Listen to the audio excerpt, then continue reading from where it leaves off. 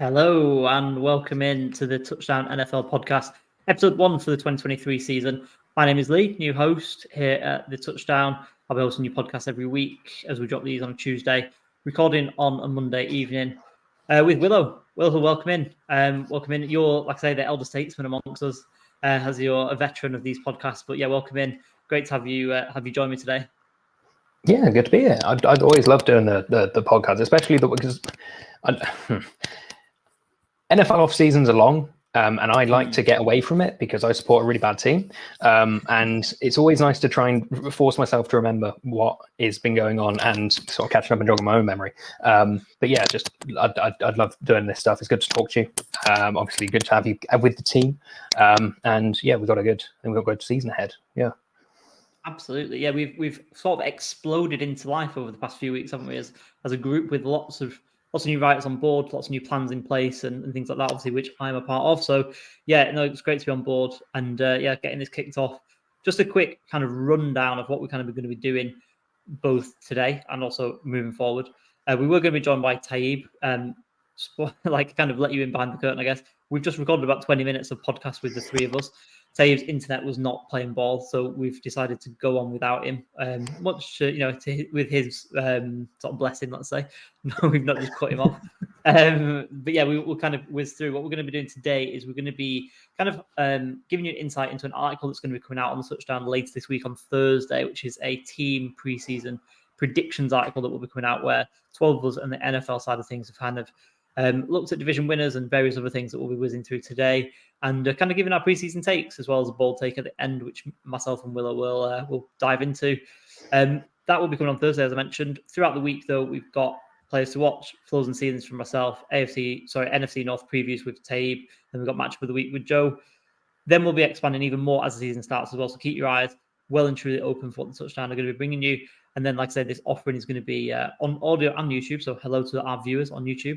And we'll be giving this every week with a revolving cast. I think myself and Willow will be on it quite a lot, though. So hopefully you become friends with us and get used to us and our takes and our ways of being. And not only that, but we've also got lots of other branches to the Touchdown as well: college football, fantasy football, and even things like Canadian football now, which we branched out into, courtesy of Chris, who's joined us. But yeah, as a bit of an introduction to myself and Willow. Willow, I think obviously you've probably introduced yourself to people before, but for those who are joining us, just give us a quick rundown of who you are, where you are, and who you support. Yeah, so I support the Atlanta Falcons. It's hilarious. It's never a dull day supporting the Atlanta Falcons. It's truly a blessing.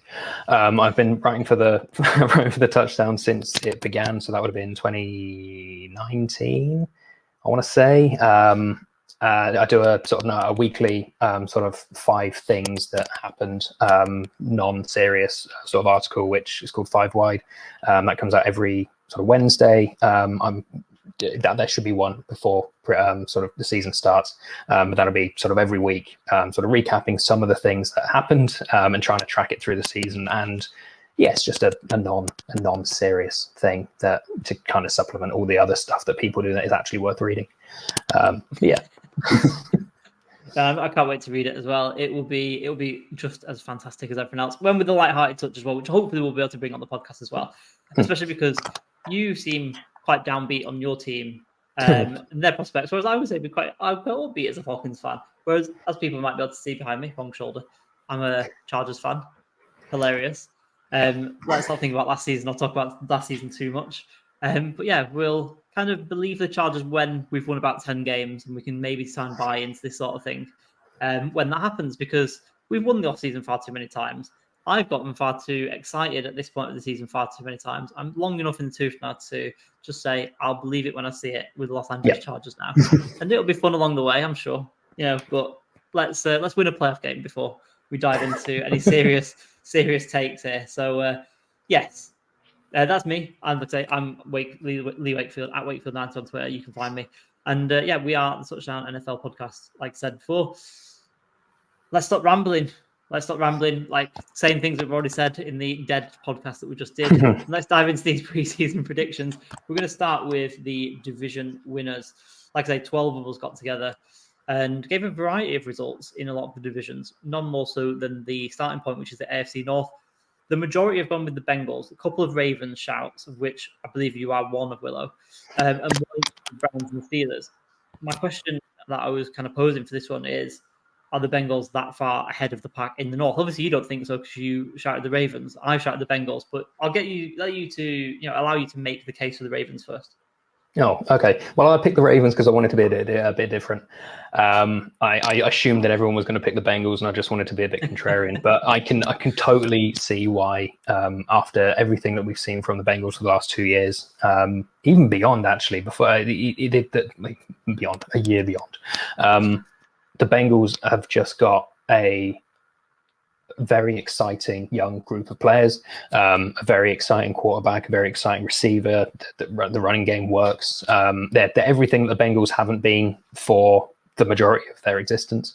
And they've got, I don't want to sort of repeat what I was saying, but there is just something with an NFL quarterback where you look at them and they've got the ball with a minute to go, 2 minutes to go, and you just go, they're whatever they need to do to win, they're going to do that. And Joe Burrow kind of has that. It's just a very it sucks for him that he just so happens to have it at the same time that Patrick Mahomes has it and Josh Allen kind of has it. It's just like he's in a. It makes for the conference as a whole so exciting. I always will argue that Lamar Jackson has something similar to it, and this is one of the reasons why I buy in so heavily to the Ravens. What Lamar Jackson can do at quarterback is something that a handful of quarterbacks can do. I mean, full stop. He is a very good passer of the ball, but much better, I think, than people give him credit for. Obviously, his big positive is that he is electric on the ground with the ball in his hands. But just having that sort of dynamicism at quarterback is so sort of valuable. If the Ravens are going to beat the Bengals for the title, the division title, it's going to be solely because Lamar Jackson has managed to stay healthy for the whole season. I know that there are one of the things that was questioned. One of the big question marks about him in the off season was, is he worth paying this amount of money when he can't stay on the field? I don't think that's necessarily an irrational question to ask. I think it's probably not. It's not totally unfair, but it's also one of those things where I feel like he's on the field more than he isn't. But yeah, I mean, the Bengals, you would expect to be the team to beat in the AFC North. Browns are in a quagmire, I think, at the moment. I don't really know what's going on with them. And Steelers are in a transitional period, but they're also a Mike Tomlin team, so they're going to be sort of fundamentally good. I think it's Ravens and Bengals. It's probably closer than it is, and I would, if I wasn't trying to sort of be different, I would lean towards the Bengals, but I can see the argument both ways. Is where I go. No, absolutely. I mean, like you say, the way that Lamar Jackson plays the game is obviously almost like the offensive meta on how to play things these days. With the mobile quarterback and things like that. They also, are extremely well coached. Another thing that you could say about a few of these teams this division, and it's just going to come down to it on the day, I guess. Like you say, Joe Burrow has that X factor. He's had it since LSU. By the way, our producer Kieran, who will be producing this podcast, massive LSU fan, so there's one for you. 9 minutes in, got an LSU mention. He can thank me later. Joe Burrow has it. He's got it. And like you say, he is one of those players who you just kind of trust, I guess, when you're watching him. As a Bengals fan, you just kind of trust him to kind of get the job done. He makes plays in big moments. He's done it early on in his career, and that is difficult. That's really, really difficult. There's a lot of young, good quarterbacks. Josh Allen, Justin Herbert, kind of not done it yet, in the big games. Joe Burrow already been to the Super Bowl already in his young career. Wasn't actually that far away from winning it as well. So, these and Lamar Jackson as well, same sort of thing. MVP, he's done it. These guys have got tangible things to draw upon that you can say, well, there you go. This is the reason why I back them. Like you said, the Steelers, I think, are going to be the high bar, in terms of the floor, as I kind of wrote in my Fulls and Seasons article a few weeks ago about the AFC North. They're going to be there or thereabouts, as you kind of say. And, the Browns will kind of see. We'll kind of see how Deshaun Watson recovers from being trash last year in more ways than one. And, like I say, going back to the top, you got Bengals. I think I'm going to kind of put my neck on the line, kind of spoiler. I've got them to win the Super Bowl this year. I think it's their time, and they do play the Chiefs just about as well as anyone. So if it's going to be anyone, they can go all the way, in my opinion. But we'll kind of see how it shakes out. There's a lot of good teams, a lot of good players in this division, a lot of good coaches as well on both sides of the ball. So it's a great division, potentially best in the NFL. Yeah, I think that's fair. So from a division that we can see maybe cases for 2 or 3 teams, to a division where we saw absolutely no sort of way out apart from one team. 11 out of the 12 saw the AFC South going to the Jacksonville Jaguars, which is kind of strange because the Jags have never really been in this position, which is strange. Only Brett voted for the Titans, and he asked whether we knew something that he doesn't. I don't know. I don't know if he was being contrarian or like you say, but I don't see a way around this. I think that the Jags are head and shoulders above everyone. The Colts and Texans are kind of interesting. They've got rookie quarterbacks. They've got some interesting pieces, but they are well behind on the developmental curve. Like you say, the Titans are coming to town from being the number 1 seed a couple of years ago, and almost trying to rebuild on the fly. They're going to be competitive because I think like the Tomlin factor that we talked about a second ago almost like applies in some way to Mike Vrabel as well. But the Titans, I think they could finish bottom of the division. I think this is easily the Jags division state. I don't disagree. I think with the Titans, just to touch on them, just for a bit, I think they have the biggest potential swing. They could win the division on the basis that they have done sort of pretty recently. They've got Derrick Henry, and they've just traded for or just signed DeAndre Hopkins, and they could. But at the same time, they're not that. You just get a feeling around them that they had this window that was surprisingly open for them, and they didn't. I feel like it's probably closed a year before last, and they didn't really realize it. But to go to the Jaguars, the only way the Jacksonville Jaguars cannot win this division, as far as I'm concerned, is if they remember that they're the Jacksonville Jaguars. Again, not to repeat all the things that I've said in a lost podcast, but the entire existence of the Jacksonville Jaguars has been one of absolute misery, barring these smatterings of sort of the Jaguars are something. I remember when they went to the AFC Championship game in 2017. They came this close to beating the Patriots and setting up their first trip to the Super Bowl. And the belief was, well, they've got this young team, this young, exciting team, well coached, great defense. Go and kick on. The development's going to take them, and they're going to be up there again. I remember the one of the London games that year was the Super Bowl winning Eagles and the Jacksonville Jaguars, and it was billed as the Super Bowl winning Eagles versus the AFC Championship Jaguars, and it was this guy that was the one to go to, and they flopped hard. And I Trevor Lawrence is better than Blake Bortles. Hot take. Understatement. And I do think that he is going to be something sort of exciting. There are still these sort of inconsistencies in his game that we didn't quite expect from what he was at college. And I don't know where that's really come from. The addition of Calvin Ridley, who, again, I adore, I think is going to help him out in terms of just having a reliable route runner, catcher of the ball, someone a little bit more dynamic. Colts and Texans, we kind of touched on in that they are sort of at the beginning of their cycle. New head coach, new quarterback. It's just it's the start for them. So it would be too much kind of asking them to be the competitor straight away. It's the Jaguars they just have to be. It just has to be. And if it's not, something's gone seriously wrong, and they're potentially flirting with starting all over again.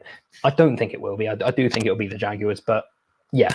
That's the one reservation I have, is that I know who the Jacksonville Jaguars are historically. That's it. Yeah. Let me ask you this then before we move on to the next division. As someone who's obviously watched a lot of Calvin Ridley, how much of a difference can he make to this team? Bearing in mind that they were good last year. Yeah, so Calvin Ridley's sort of often forgotten about because, I mean, he's been out of the game for a year and a half. Obviously, he stepped away from the game entirely because of dealing with mental health, and then he obviously had last season out of the game because of sort of gambling and what have you. So he's kind of gotten lost or forgotten about on the basis that we just haven't seen him for a while. He's not like an elite speed, but his footwork and the way that he runs sort of his routes are just so crisp. They're just so, and he is a quarterback's best friend in that regard.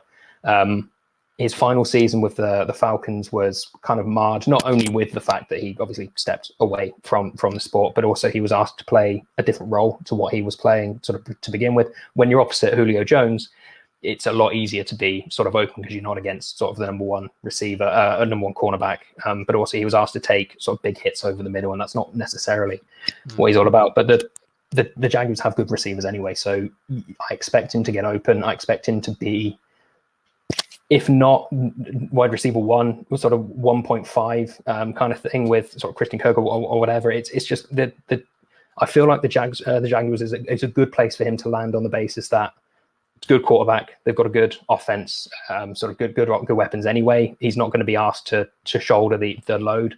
I think he could be if nothing else, he's going to get me a load of touchdowns in fantasy, which I am looking forward to. So, yeah. Yeah, absolutely. Yeah, it's a great pick. I actually managed to pick him up in my main draft as well this weekend. So, yeah, I'm right with you. From, like I say, from a division then where we feel like it's a bit of a slam dunk, let's go to a division where we could basically not decide between us who was going to win this division. One thing we knew for sure in the AFC East, it's not going to be the Patriots who garnered 0 votes from everyone, which as a fan of an AFC team makes me extremely happy. But the Dolphins got 5 votes. They were the favourite to win this division amongst us. The Bills before the Jets with 3. So you've got a bit of a spread here. You know, like you went for Miami. I've gone for the Bills. Tabe went for the Jets. Tabe's very bullish on the Jets and Aaron Rodgers, knowing the history of Aaron Rodgers, being a Lions fan, obviously seeing him sort of tear his Lions apart, I guess, and the rest of the NFC North and the rest of the NFC in some cases, winning MVPs. And he does look super relaxed.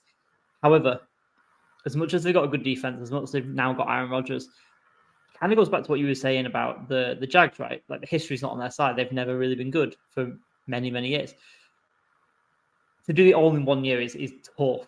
And this is the reason, this kind of brings me on to the reason why I've gone for the Bills, in the fact that I feel like they're weathered, right? I feel like they've been to big games. They've lost big games. And sometimes, as much as that hurts in the moment, that can be a good thing because you kind of know what it is to lose. You know, there's a reason why Stephon Diggs watches, you know, people celebrate in front of him, right? It's like so that he remembers that on the day. I mean, it's super corny that he does that, just as a side note. Like, he should definitely stop doing that. But he does it for a reason, right? And it's so that he knows what it is to lose. And sometimes that's good. Sometimes you need that to motivate you even more to go further. I feel like the Bills not had that much roster change up throughout this offseason. They're going to be healthier. They've got the guys to win this division and win it all as well. I don't have them to win it all, as I've just said, got the Bengals. But as we'll come on to this later, I think they're right up there in the tier 1 of the AFC. I don't think the Dolphins are there yet. They could be. You're going to make your case for them in a moment, I'm going to guess. But they are right there. And I feel like it's their division to lose until it's not, I guess. Just to touch on sort of tier 1, I'm guessing that's Kansas City, Cincinnati, Buffalo, right? That's it. That's it. Yeah, that's fair. Those are the guys. I mean, for the last sort of 3 seasons, it feels like those have been the teams that have been the ones that it's going to be some combination of those to get to the championship game. And again, I totally understand the argument for the Bills, and I can't really sort of argue against it sort of entirely. I feel like, without having sort of consulted with anyone, I feel like the swing to the Dolphins is coming from a belief that Tua Tagovailoa is going to be sort of healthier this season. There's been a lot made of his sort of martial arts workouts to try and learn how to fall better so he doesn't hurt himself. If that gets him an edge, then great, because I think he's great when he does play. Obviously, they looked pretty good last season. They got to the playoffs and didn't look dreadful without him. So, I mean, in that scenario where it comes together, I can see again the argument on both sides, and I think it's probably going to be between those two for the division. I feel like I'm loath to ever sort of write off the Patriots because I'm sick of them, but they've not been they've kind of not been at it for the last, really ever since sort of Brady left. And obviously they got to the playoffs with Mac Jones a couple of years ago. Didn't work out last season. Seemed to have put a lot of faith in Mac Jones this year by cutting everyone around him. I'm not saying it's like make or break for him, but I'm saying if they aren't at least a wild card team, they might start looking at the sort of quarterback class for next season. But they're also that team that I look at and go, by default, they have to be the fourth team in that division, because the Jets, again, I don't know if it's just Aaron Rodgers is there and everyone's high on them. I don't know if it's a Hard Knocks hype or what have you, but they just kind of got a feeling of a team that are about to do something. I don't know if it could be they're about to do something really embarrassing, which would be hilarious. But they just got a feeling of a team that are capable of sort of shaking up the division a bit. So I can understand why people would select them. I personally feel like it's Bills or Dolphins. I've gone with Dolphins on the basis that I'd like to be a bit different. That's my feeling. Not a great explanation as to why I picked them, but I feel like the gap between the Bills and the Dolphins is close enough that a game or two games, or those two games between them, might decide the division. Yeah, there's potentially a bit of the Dolphins are on the upswing, whereas the Bills are on the downswing. Maybe, I don't know. I'll kind of leave it to kind of play out, I guess, in the season. But let's go again from a division where we're a little bit all over the place to a division where we're absolutely not all over the place, and that's the AFC West for absolutely no one's shock at all. The Chiefs are the overwhelming favourite. I think one person was very kind in voting the Chargers to win this division. It wasn't me, no surprise. And one person voted for the Broncos as well. But to me, I'll lead off on this. It's my division, but it's kind of my feeling has always been for the whole offseason, maybe for the past couple of years, really, it's the Chiefs division until it's not. Someone's got to go up there and knock the king off the top, and they've got to prove it. And the Chiefs are probably still the best team in the league, despite Chris Jones sitting out at the moment and everything else, because they've got Mahomes. He's such a force multiplier and everything around them. Like, I remember thinking last year, they've got no wide receivers because now they've traded Hill. This is surely the chance the Chargers have got then to knock them off the perch. And no, they're still incredible. They've still got the best, they've still got the best coach in the league, potentially the best offensive mind, the best offensive player, the best player. It doesn't really matter. It's kind of really, really, really demoralizing to go through this as a Chargers fan when you've got to go out by like Justin Herbert. So yeah, I mean, it's one thing that, they might have a bit of a rocky start because Chris Jones isn't playing and they've got to find some ways to get around it. But it's still got Mahomes, so it kind of just makes it all a bit academic, really. So yeah, we'll kind of see. I'm not expecting you to go through loads of explanation of why it's going to be the Chiefs, because they're just the team at the moment, I guess. Yeah, I mean, like you say, it's their division until somebody decides it's not their division. I don't want to sort of get your hopes up too much, but I feel like if it's not the Chiefs, it's the Chargers. I've got no sort of real faith in sort of what Las Vegas is doing at the moment. And I mean, Sean Payton's obviously an excellent coach, but is he going to be able to sort of elevate the Broncos much more than they were? I mean, Nathaniel Hackett was never very good anyway, but it's one of those where it's just kind of like you can't until I've never believed that Patrick Mahomes is going to lose a game of football ever. Even when he's lost, I've never believed it was going to happen. I talk about it on what it is, and he's got it in abundance. He's got it and sort of to spare. And until that goes away, I can't see a scenario where he doesn't win the division. So it's a boring stock answer, and I'd love to be able to find reasons to pick the Chargers, but while the Chiefs are still in your division, I can't see it happening. Certainly not this season, and I can only apologize for that. Hey, let me make a bit of a note to the viewers, the listeners. I am a Chargers fan. I'm a very positive Chargers fan. I'm a positive person. I'm a positive sports fan. But I've been burnt far too many times with this team. And I'm not going to get excited, as I mentioned before, until they've won 10 games, they're in the playoffs, and things are looking solid. Because it's happened far too many times. We've won the offseason far too many times. We've been talked to in the media far too many times. And you know what? Like, Chargers are a good team, but they've got to go and do it at the end of the day. I'm not going to be getting ahead of myself.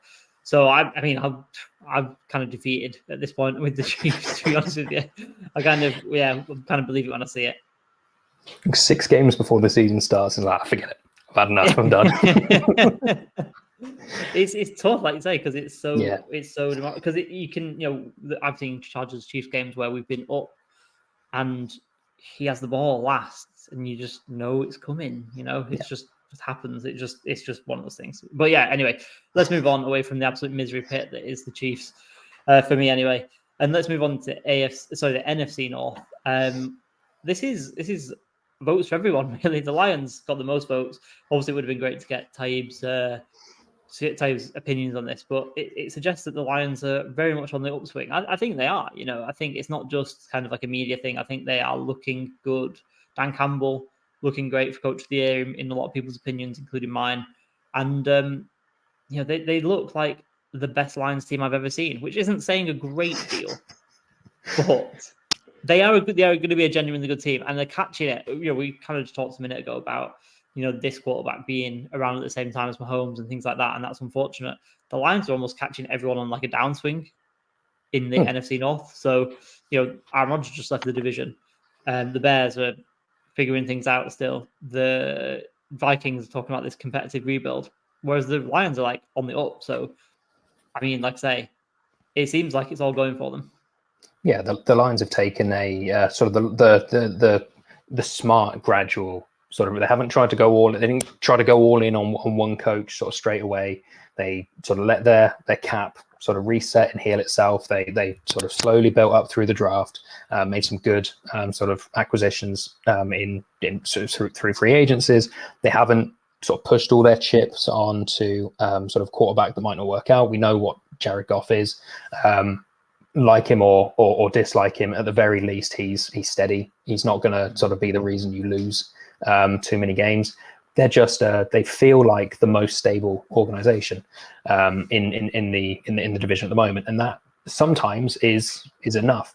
They're just and above all else, they're just an easy to like team, unless you support one of those teams in the division. And I feel like even if you support one of the teams in those divisions, you look at the Lions and go, it'd be nice if they won a few games. It would just be a nice story for them for it to come together sort of this year. They've got an opportunity to, and I've been judging by the sort of, I know it was a bit more of a mixed bag than usual, but the impression that I got were people were leaning closer to the Lions than they were anyone else. So yeah, I can see why people would be sort of on their train.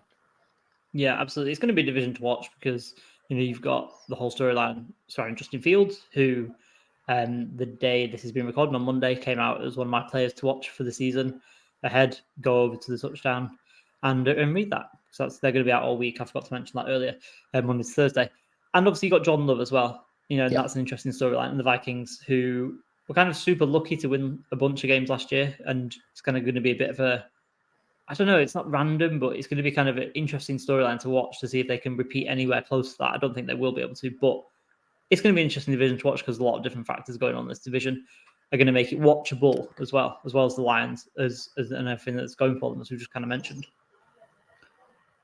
But let's move on into the division that's going to be of most interest to you, the NFC South. How close are these? Because the Falcons have come out as the favorite for this, but I think everyone else got a vote, even the Bucs, which I think, again, is ridiculous by whoever that is. We won't name these people just yet. But, it feels to me that the Falcons are kind of building something here, but they're building it almost backwards. It's almost like a little bit like the way that the Arizona Cardinals have got the QB, but then nothing else. It's like on offense, the Falcons have got all these skill players who they've drafted in the first round high up, but then they've got a mid-round quarterback. It feels backwards. But it almost might work as well. How do you feel about it? Obviously, you're the expert here. Yeah, I mean, it's been the big reason we're in this situation is because for the best part of sort of 5 years post that Super Bowl run, the Falcons believed that they were in a window that just didn't exist.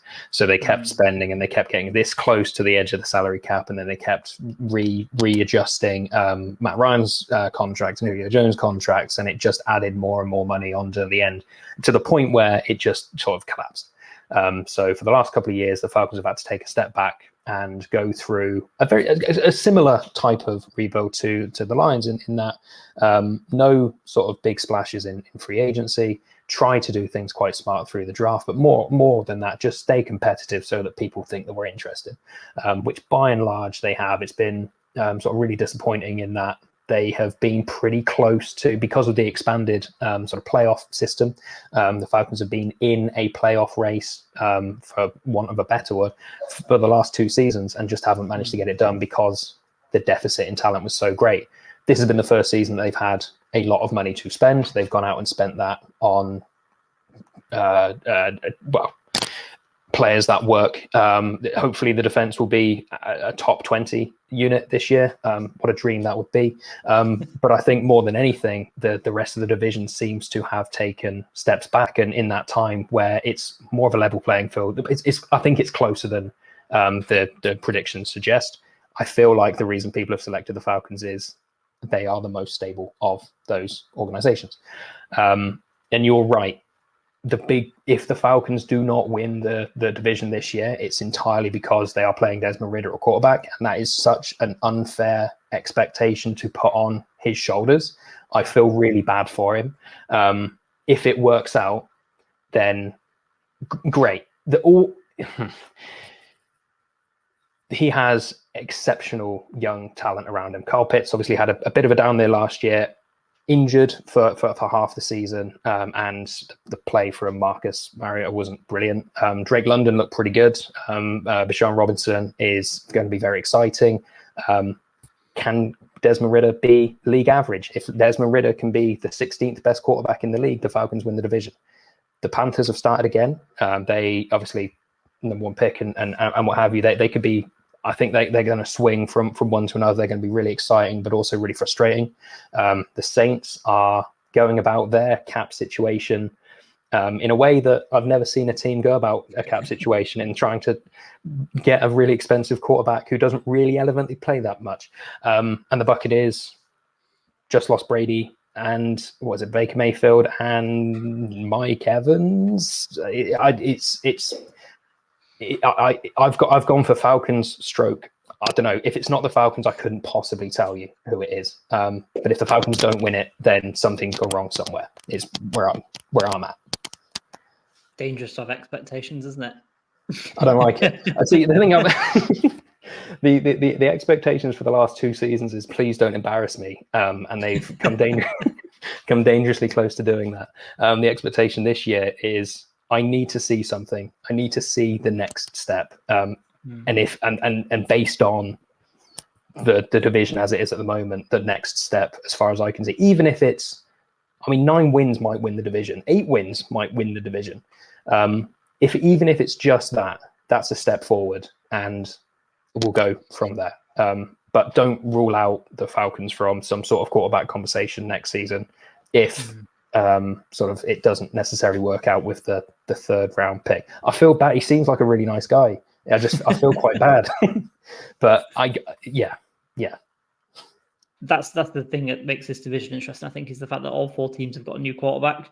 But I guess that from the Falcons' perspective, it's one of those things, isn't it, where if everything else looks right around the quarterback, but the quarterbacks want to let it down, that's a kind of a good sign for the future, because all you need to do is go and make a move to get a quarterback, and then hopefully everything will take on from there. I don't know. It's one of those things where I'm almost finding myself describing yourselves getting into that situation that you described a minute ago, and that loop will just turn. But yeah, it's going to be an interesting division, absolutely. Moving on to the NFC East, then. This actually was surprisingly split, considering how almost unanimously the Eagles have won the offseason, won the draft, etc. The Eagles got 6 of the votes, which is half of the team, admittedly. But the Cowboys and Giants also got quite a few votes as well, 3 and 2 respectively, with 1 odd vote for the Commanders. Again, some people it's like want to be contrarian and want to lose their minds and just vote for things that are just not going to happen. We'll come on to that more later on as well. But I think that the gap between the Eagles and Cowboys probably is a little bit narrower than that suggests, with obviously the Eagles getting double the amount of votes. How do you see it? Because obviously you're kind of the sort of person out of us that's going to be watching the NFC way more. I think personally that these 2 teams, along with the 49ers, are basically the teams in the NFC, like the only really good teams, I'll say. How close do you think it's? How close do you think it is, basically? The great thing about the NFC is that it's the anti-AFC. The AFC just seems to be stacked. The teams at the top are so much are just so good, whereas the NFC, it's like the 49ers are good, the Eagles are good, I guess the Cowboys are quite good, and then after that, it's just kind of like take your pick. So yeah, I mean, I do agree with you that it is going to be closer than I think people might expect. When it comes to preseason predictions or these types of predictions, I feel like I included lean a lot more, well, way too much on what we've just seen, and what we've just seen is the Kansas City Chiefs and the Philadelphia Eagles in the Super Bowl. So therefore, logically, the Philadelphia Eagles are the best team in the conference. Obviously, it doesn't work like that.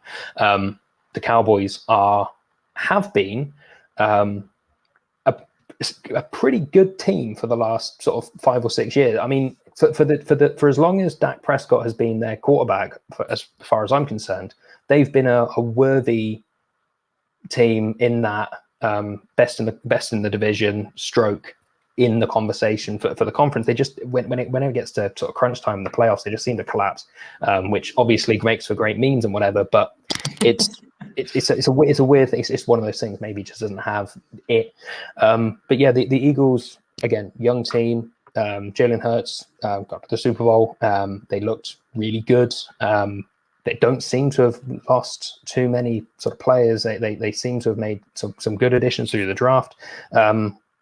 Expectation is to repeat what they did last year, and obviously that's a very difficult thing to do. But obviously there's the Giants are in there as well, and the Giants looked surprisingly good last season. They did much more last year than I expected them to do. I think it's a more interesting division than just it being the Eagles division. It feels closer, to me at least, it feels closer between those three teams than you might expect. I do suspect that one of them will fall away around sort of mid-November-ish. But it's one of those ones where the title goes down to the last day kind of thing, and I could see it going either way. Sorry, Washington, your new era does not start just yet, but you'll get there. So, yeah, it's a strange one, isn't it? Because as much as I guess we've kind of been talking about the same sort of thing with the Falcons, in that they're also starting a mid-round pick as their QB, that there just doesn't seem to be the infrastructure around Sam Howell in the same way that the Falcons. And, you could even take away Bijan Robinson, who we'll talk about later on. Even what the investment they've made with the likes of London, with the likes of Kyle Pitts, with the likes of making Chris Lindstrom the most highest paid guard in the league, the Commanders just aren't doing that sort of thing. They're stripping it right back to the bone and just not really progressing any. So it's a funny one. But yeah, the other three teams are genuinely good, like in various stages. I think the Eagles are, like say, one of the best. The Cowboys aren't too far of a step back behind that, but then the Cowboys aren't too far of a step back. But then the Giants again could go on and be even better than they were last year. And they were shocking makes it sound like they were bad, but they were a shock playoff candidate and made it, obviously, and won the playoff game in bizarre circumstances. It kind of goes back to what I was saying earlier about the Vikings not actually being as good as their record suggests, but it's a much better and, like I say, much more even division than what we would see on paper, I would say. If I would say one thing about the sort of the Giants is that for me it felt like it felt like a lot of their wins came just in shocking circumstances, but in sort of I think of that game in London against the Packers where they didn't really seem like they were going anywhere, and then they won it. And then in the playoffs game, it was very close, and then they won it. It was just kind of like they had a lot of those kind of hanging in there, and then they win it kind of things. I don't know how sustainable that is into a second season. I need to see more, not necessarily dominance, but I need to see some more cohesion beyond pulling out at the end. And I'm not going to sort of sit here now and say that they're not going to do that, because that would be, again, like I say, I expect one team from those three to kind of fall away and then just kind of get into their own race for a wild card spot, for example, because there are loads of those now. But yeah, it's always pretty competitive as well. Even when it was bad, it was competitive. Like it seems like there's never one team that's so much better than everyone else. It's always pretty close, and yeah, at the very least, it'll be watchable, and you can't ask for much more than that. Yeah, absolutely. The days of the NFC least are far behind. And I guess these are the sort of reasons why there's not been a repeat champion in that division for such a long time. But anyway, we move on to our final division then, the NFC West. And it's overwhelming that the 49ers are the favourites in this. A couple of our guys going for the Seahawks, which I don't think is outrageous. But I also think, especially based on my predictions, which will come out, I think the 49ers are going to be one of the best teams in the league. Yeah. Like, across both conferences. I feel like they've got some easy wins to be had as well in their division with obviously the Cardinals, who pretty much overwhelmingly in our first pick of the draft kind of section, the favorite for that. I also feel like, again, going back to the way that I was talking about the Bills earlier, in the fact that they've lost big games, they need to get over the hump. But I feel like that could again stand them in good stead. Obviously, the Nick Bosa holdout is not great for anyone. Same as what I was talking about earlier with Chris Jones and the Chiefs. But I don't know. I kind of experienced this on the other side of it with the Joey Bosa holdout, and that kind of got sorted just before the season, if I remember right. So I feel like maybe a day or two after this podcast comes out, that we'll probably see Nick sign. And it's not like he's like a rookie or he's in his infancy in his career. He knows the defense. He knows what he needs to do. He's going to be able to contribute straight away, even with no training camp. It's not going to be a problem. He's not like going to be sat around on his couch in Florida for weeks on end. He's going to have been training. So, yeah, I think the 49ers are going to be the overwhelming favorites. I think they could potentially even have the best record in the NFL. I don't know how we're not going to touch on every single thing that we predicted throughout this whole prediction sheet, but I've also got Nick Bosa as Defensive Player of the Year, and I've also got Christian McCaffrey as Offensive Player of the Year. So kind of tells you where I'm sat with the 49ers. Like I said, I don't think there's any shock. I think they will destroy this division, if I'm honest with you. Yeah, it's just one of those where you look at, I mean, they've been one of those teams that have been really good for the last sort of 3 or 4 years. They obviously came pretty close. They got to the championship game last year, and if it weren't for a series of quarterback injuries to the point where they had to change the rules, they might have made a game of it. But they are just really consistent. I'm a huge Kyle Shanahan ambassador, in a supporter, created the fan club.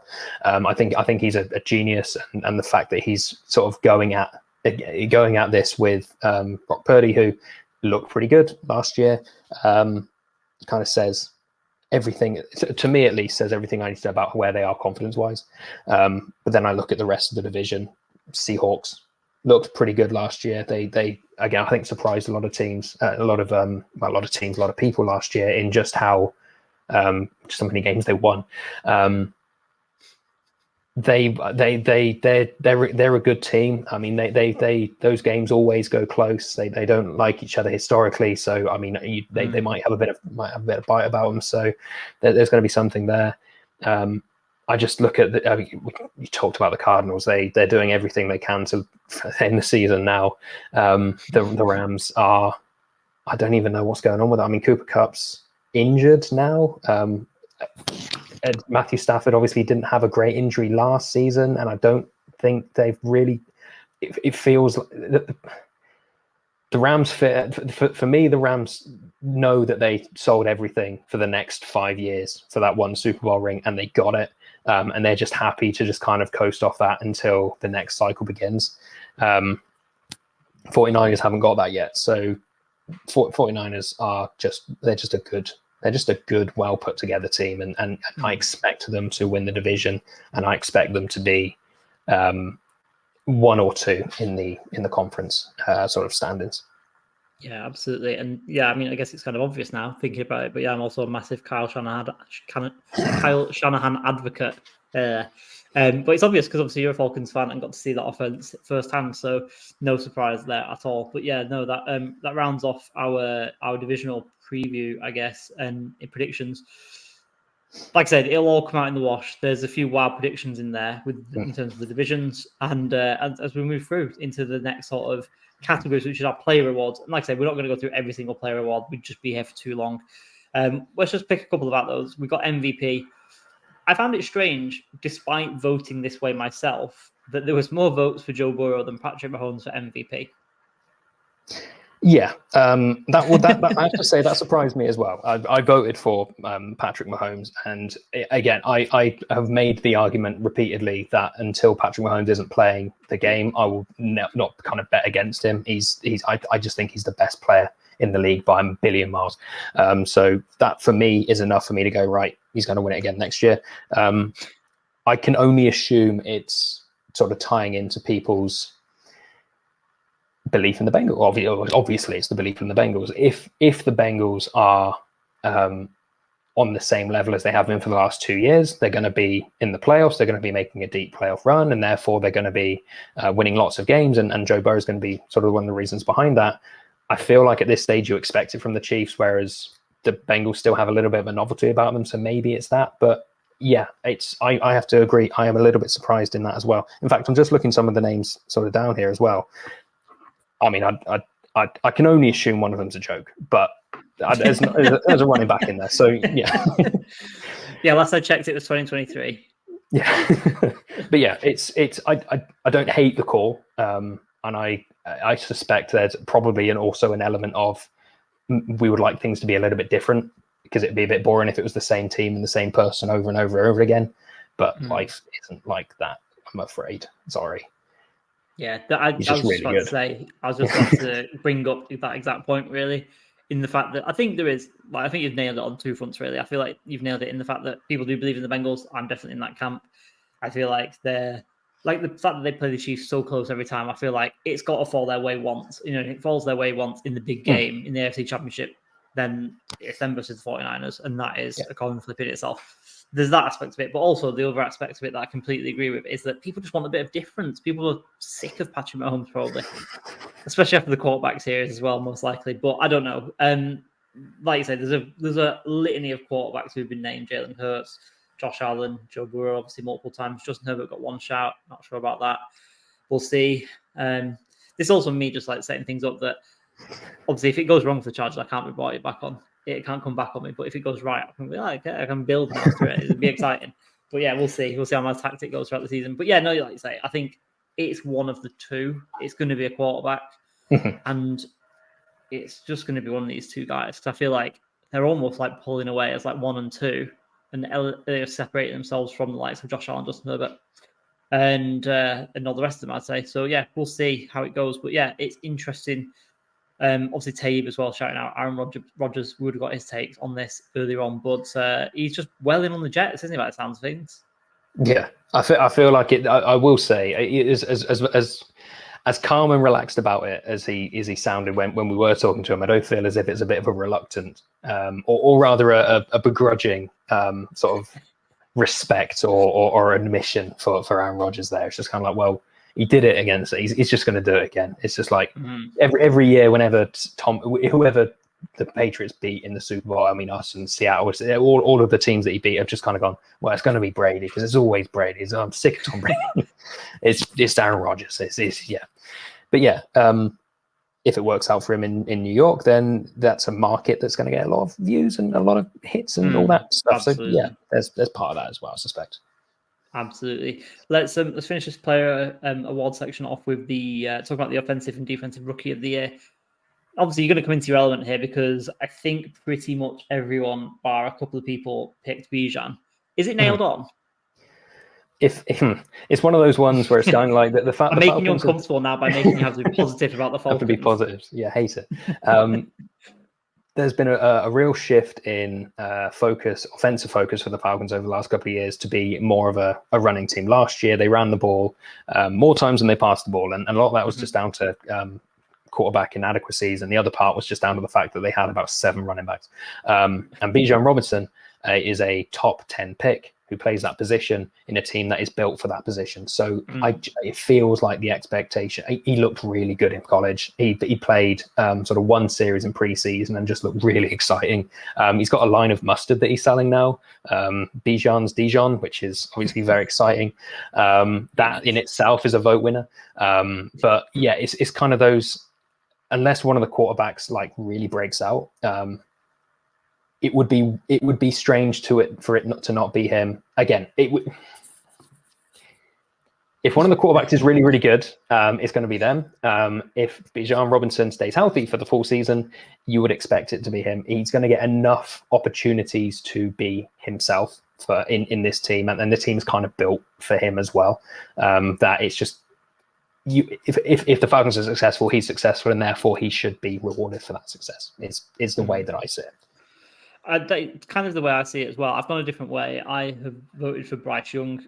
I also voted for the Panthers to win the NFC South as well. Kind of goes hand in hand. Kind of what you said just a second ago as you were finishing. I think it's going to be linked to team success.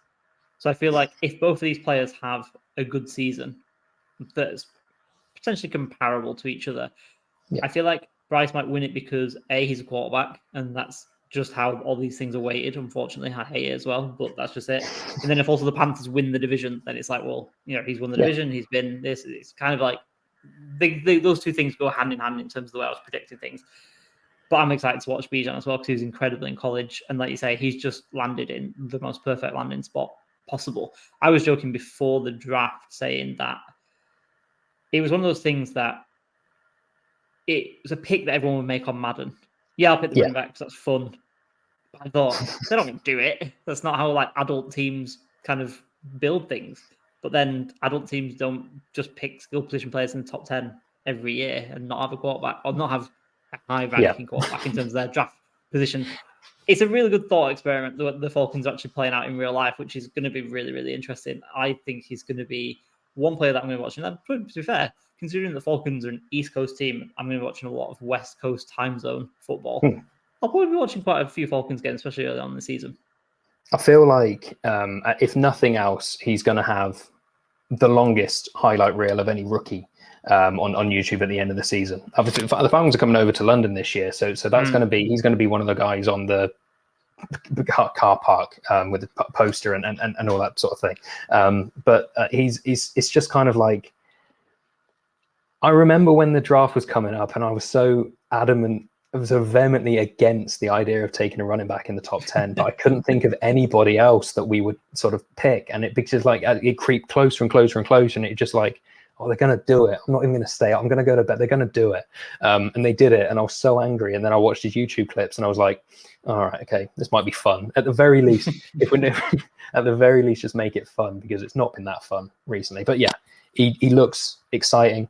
See how it works out long term. If the Falcons are, like, a lot of it is tied to team success. If the Falcons are successful, he's been successful, and therefore that probably ties into it. And yeah, it's nailed on. It's nailed on. we will go from offense to defense just to finish off. This was actually a very, very varied. A number of us have gone for Will Anderson, including the both of us. I think, just having a quick scan of the sheet here, I think he's the number one kind of choice amongst us, but it's really, really split. Devin Weatherspoon, Christian Gonzalez, Brian Branch, Jalen Carter also feature, Lucas Van Ness, another one. Like, there's a spread. I just feel like pass rusher in a team that is probably going to surprise people in the Texans a little bit. I think they're actually a bit underrated at this point. I don't think they're going to be fantastic, but I think they're going to be a bit better than people expect them to be. And Will Anderson obviously got the backing of that trade that they made to go up and get him in the number 3 pick, which was amazing. I really loved it. Really loved the ballsiness of it. And yeah, I think that he's going to be kind of let off the leash a little bit. He was not going to be asked to do the things that he was doing at Alabama. He's going to be asked to just rush the passer, which he's amazing at. So I just feel like he might get double-digit sacks, and I feel like pretty much nails you on for the Rookie of the Year award. Unless Devin Weatherspoon gets 7 interceptions or something like that. Well, I think the great thing about the fit of Will Anderson at the Texans is that I can't think of a team that's more tied to the notion of pass rush than the Houston Texans. They're like their best ever player was like one of the best pass rushers ever. So I mean, in terms of like trying to build a narrative, him being the next in that sort of lineage feels quite nice. And again, like you say, and I think it's more difficult to sort of quantify what makes a rookie defender better than a rookie offensive player, because I always feel like there's a lot more to do defensively than there is offensively. Certainly in terms of how much sort of leash you get from the officials. If you do one thing wrong, they're flagging you. If you do one thing wrong on offense, you've got the whole rule book in your favor. So just having one person, if your job is just to get at the quarterback, he was good at that at college, clearly. They wouldn't have gone up to get him if he wasn't. I can totally understand why people have gone that way. And I mean, I picked Devin Witherspoon mainly because, again, when I was not first coming through, just when I was really, really comfortable as sort of watching the NFL, really into it, sort of mid 2011, 2012, that sort of year, the Seattle Seahawks had one of the best defenses ever, and it would be nice to see something similar to that again. And I'm not expecting him to become the new Richard Sherman, but it would be quite nice to have the Seattle Seahawks sort of recreating that sort of environment again. That'd be quite fun, if nothing else, to make me feel a bit younger. But yeah, it's, again, I can see every argument. I can totally understand why Will Anderson's the consensus, I suppose, pick, or the more popular pick. Yeah, apologies. I thought I misread the sheet. I thought you actually went for Will Anderson himself, as I said, but never mind. We got Devin Witherspoon in there, and I actually mentioned him by chance as well, just as my throwaway comment. Anyway, let's move on into the Super Bowl. Super Bowl winners prediction. Most votes. Sorry, is the Bengals with 5, of which I've mentioned a few times. I've picked them. You've gone for the Chiefs, Willow. This is probably not going to be the most interesting conversation. We've picked 2 of the best, and like I said, this sort of tier 1 teams. I've already mentioned tier 1 teams. I think the Bills are amongst them. And then in the NFC, I think we've pretty much covered it as well. The tier 1 teams pretty much are going to be the Niners, the Eagles, the Cowboys, potentially. There's not a great deal to talk about. The vast majority of people picked somewhere between this kind of range. To make this a little bit more interesting, rather than just rehashing what we've already said about the Bengals, the Chiefs, etc., are there any teams that you can think of below these 6, 7 teams that we've just named who could spring a surprise? Well, I mean, it's one of the there will be one team, I feel like, that comes out of nowhere, and I'd love it to be the quarterbackless Falcons, and what a story that would be. But it would have to be, for me, a Ravens, or it would have to be a Dolphins, or one of those teams that feel like they're established. It feels like they're pretty sort of stable. It's somebody who's got an offense that kind of works for them. It's somebody got a pretty decent defense, and those are the only 2 teams that I can think of off the top of my head that kind of spring to mind. But you know what? I'm going to go. I picked the Packers to win the NFC North, mainly because I can't imagine a world where the Packers don't have an elite quarterback. So let's just say that Jordan Love has spent the last 3 years sort of training in the mountains, putting together one of the most incredible montages of all time. He comes out and he just balls out and gets them to the Air Championship game and gets them over the hump in a way that Aaron Rodgers did not do sort of recently. Let's go with the Packers. Why not? Yeah, let's just throw it out there. The Packers are going to surprise everyone. At the end of the day, it's more likely to come from the NFC, right? In some sort of surprise package, because there's less to go through, I would say.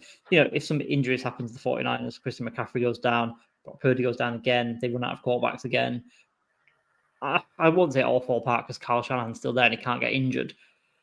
But there's more likelihood of that kind of derailing someone in the NFC and there being less, like say, opponents to go through. I think you're bang on though about the AFC. I think the Ravens would be my shout for anyone, just because, like we say, we've seen Lamar Jackson do it. We've seen him have that MVP season. I'm really excited about I'll say excited. I'm a Chargers fan, but excited as an NFL watcher that him and Todd Monken could link up together, because his offenses in Tampa Bay were always very vertical. And if you add in Lamar's kind of running threat to that as well, and they've got some wide receivers now, whereas they're not kind of having like Subway employees catching the ball from Lamar Jackson like they were last year. It's one of those things where, if that all catches fire, they're going to have a good defense. They're going to be well coached. And again, they could surprise people. So, yeah, I would go along with the Ravens for those reasons, I would say. But yeah, we're grasping at straws, aren't we? Because there's a defined class, I would say, in the NFL, in probably both conferences right now. Yeah, I agree, and I mean, as much as I mean, clearly, people, as we talked about, people want things to be different, want things to be exciting, and I really would like there to be a new challenger just kind of come out of nowhere. It's difficult to say, but again, I wonder how much of that is based on reality and how much of that is based on last season or the end of last season and what we saw with our own eyes 8 months ago ish. It's kind of like. More than anything, I would just love there to be just some random team at the top. I can't even think of it. Just a team that no one is possibly thought of that have just done what the Eagles did over the last 2 years, and sort of put themselves in that conversation, because someone will, and I think you're right in that it's going to come from the NFC based on we talked about it, the top teams at the AFC versus the top teams at the NFC. Yeah, I'm rambling. Yeah. All right, then let's round this out then. The last thing we'll talk about with our preseason predictions is we all gave a bold take for the season. Both of ours are relatively similar, and they involve coaches not being the coaches anymore. I'll start off. Mine is that Bill Belichick is not the Patriots head coach by the end of the season. I don't think they'll fire him because I don't think they can. I think he's like the mafia boss at the top of the tree that just can't be killed. I feel like he'll be moved upstairs and kind of almost like retired off in that sense. He'll just kind of move into some front office presidential role, something like that. But I feel like with the East kind of the way it is, as we kind of mentioned, it's got 3 great teams, and the kind of era, like we've been talking about the AFC, we've not mentioned anywhere near the Patriots being there at the end of the season. Yeah. And I feel like they'll realize that they're so far behind, even like the second class of teams like the Ravens, maybe the Chargers, teams like that they're so far back that they just need to start again. I think they'll have a great defense this year because it's Bill, and that's just kind of what he does. He can game plan, but they've been so far away on offense. I just think that'll drag them down. I think they'll finish 4th in the East, and I just think they'll need another kind of head coach take things on. I don't think he's got it in him to kind of go again, because he's had Matt Patricia, he's had Josh McDaniels, and then obviously got Bill O'Brien now, and then it's just kind of just not getting anywhere on offense. He needs like some fresh blood, some fresh impetus, someone to kind of match him for his defensive acumen on the offensive side of the ball. I just don't think that's going to come from him. I think they'll retire him upstairs, and we'll have a really weird era where the Patriots will not be coached by Bill Belichick in 2024. Who do you think would be the next Patriots head coach? Is that an internal sort of hiring, or is that they just go they just tear it down and start again with somebody completely new?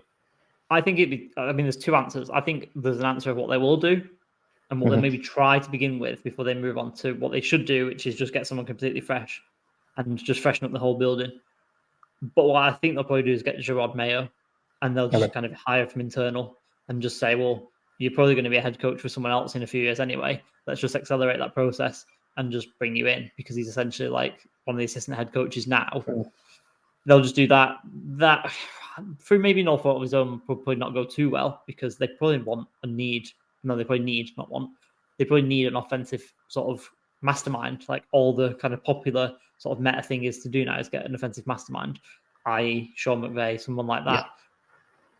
I don't think they'll do that though. That just doesn't seem like the way they'll do things. And like I say, they'll kind of get Gerard Mayo, he'll be fine, but not it. And then they'll probably move on again in 2 or 3 years to essentially then search for whatever is the in thing then at that time.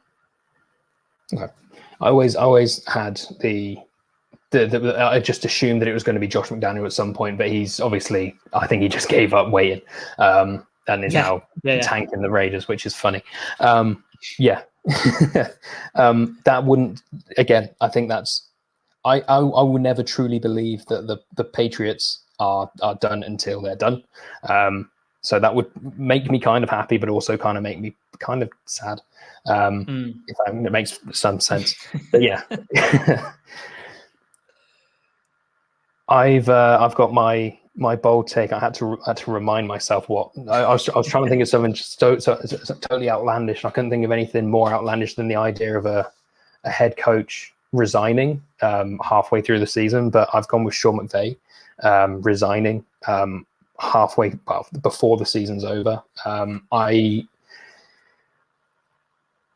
I mean, he turned down a lot of money from Amazon not too long ago to stay with the Rams this year or last year rather. And I'm not saying it didn't work, but it didn't work, and they didn't even have the sort of the draft capital to justify it. I mean, it's literally they got the Super Bowl ring, and now they don't know what to do until they can start doing things again. And I don't know if he would want to sort of be a part of a new rebuilding process when he started a rebuilding process sort of 5 or 6 years ago.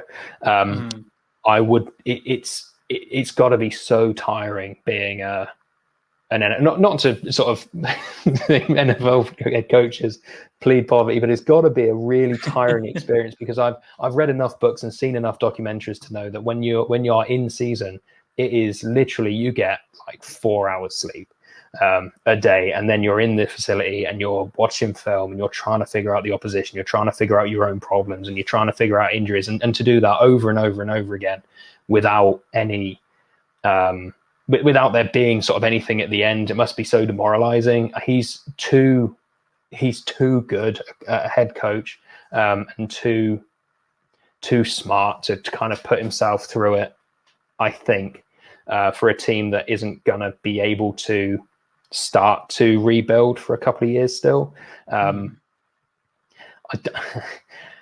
It would be shocking if he walked away in sort of over Thanksgiving weekend. It's not the sort of thing that NFL versus our football where managers will walk away or managers will get fired. And it's not the done thing in the NFL for a manager or a head coach rather to stay or to leave before the season's over. But if anyone's going to do it, I think this is a scenario where it happens. And then I think he has a break and probably gets on the phone to Bezos and says, I want to do Amazon for a couple of years. And then in this scenario where we've created our own universe, he gets a call from Gillette Stadium saying, do you want to be the Patriots head coach? That's what's going to happen in 2027. So he's walking away before Christmas. He's going to spend Christmas at home and then sort of live his life for a bit and try to rejuvenate himself. And then the Rams are in a real pickle for the rest of the decade. Yeah. It could be. I mean, to be honest, he does feel like he's almost like been wrestling with something in the fact that he needs to kind of like refine himself or something like that, or kind of not be consumed by trying to find the answer and trying to be perfect, which is kind of what he talked about on the excellent the Play Caller series by The Athletic, the podcast series that came out earlier in the summer. And yes, he's persuaded himself to go in for another season, but if things don't start right, and if he just doesn't find that, then yeah, I can see this kind of being a thing, kind of coming to fruition, that he probably might just admit to himself that he just can't do this right now, and like you say, just takes a little bit of break out. And obviously I did mention McVay not being but I wanted him to become the Patriots, but the way that we've kind of constructed this alternative universe, as you mentioned, it's possible, I guess, if both these things happen. Yeah, so maybe, I mean, we can look back on this in a few years and be like, well, we kind of made that happen, I guess. If nothing else, if you're a sort of a head coach of a team that's not winning many games, that's really it's a real slog. You look to the off season, you go, okay, at the very least, I'm going to get a good young player at the end of it, and the Rams don't have that because they just don't have any picks ever. Which again, it won them the Super Bowl. Which there really aren't that many teams that can say they've won a Super Bowl. But that's got to be such at the other end of it. How do you stay motivated knowing that it's going to take a while to even begin to sort of not writing the Rams off completely, because I mean, Matthew Stafford's a good quarterback. Cooper Kupp, when healthy, is an excellent wide receiver. They've obviously got very good defenders, and they're pretty well, even when they were losing last season, they were in games. But like, it's going to get to a point where you just can't mask the talent deficiencies as much as you would like to think. And at that point, you're looking at your high-end talent. And when you don't have the ability to bring in the high-end talent, what do you do? And at that point, you say, I need to let someone else deal with this because I can't be bothered. Maybe that's just a reflection on my work ethic, but it's just If anybody is going to sort of break the mold and say I am out before the season's over, I feel like this is the scenario. So that's where I'm going with it. All right. Well, that is all we've got in terms of preseason predictions. Let's just sign this off then. Like I say, this article that this all has been based upon, that we've all put together as a group, will be out on Thursday. Throughout the week, as I kind of mentioned earlier, we're going to have some players to watch. There'll be one dropping Monday to Thursday. If you're listening to this on Tuesday or later in the week, go back and onto the touchdown and read those. 8 players per day. You will not be able to guess. Like I said, I've not done it in division order or anything like that. They're just random 8 players that we've all signposted as players to watch. Read them all. They're all going to be great.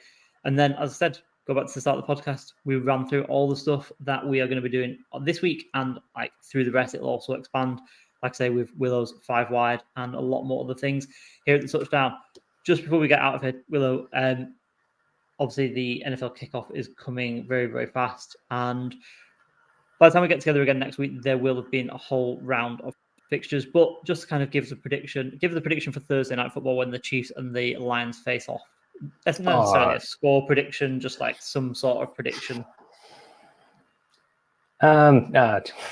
Boring. Chiefs win, but it's Chiefs win, but it's a closer sort of game than you might expect. I think the Lions don't disgrace themselves, and people come away from the game more excited about what the Lions can be than they are impressed by what the Chiefs are. Okay, that is inconvenient because that's pretty much what I was going to say myself. We did not plan this, so I just kind of set myself up for it. I was going to say something along the lines of, like you say, the Lions come out better looking than the Chiefs, despite the Chiefs winning by field goal or something along those lines. But yeah, I think it'd be a close one. I think it'd be a very good advertisement for the NFL season coming up, and one that we will be looking forward to and hopefully watching on Thursday night. So yeah, like I say, I want to get some sort of prediction. I want them to be some sort of scoring system for our predictions. I don't know how that's going to work out, but that's something I've got envisioned. Maybe considering we're going to be recording on a Monday, maybe it'll be based on Monday Night Football rather than Thursday. But that's going to be a taste of it. Let's see how we go. But like I say, that's all we've got for you today. Like I said, I've been with Lee Wakefield, the new host of the Touchdown NFL podcast. He's been Tom Willoughby. You can find me at Wakefield90 on Twitter. Tom, if you want to just give out your social media handles and then we'll sign off. We'll say goodbye. Yeah, I'm Willow, WILLO 290592 on Twitter, which is what it will forever be known as, where I do things that are sometimes NFL related and sometimes not NFL related, or you can just stick to what I do on the touchdown. It's not worth. I'm very bad at self public promotion. Not worth following me. I'll be honest with you. In that case, just follow us at the Touchdown NFL. At the Touchdown NFL, yeah, and like that's much better. We'll be here every week for you on Monday. Thanks for sticking with us, and we'll see you next time.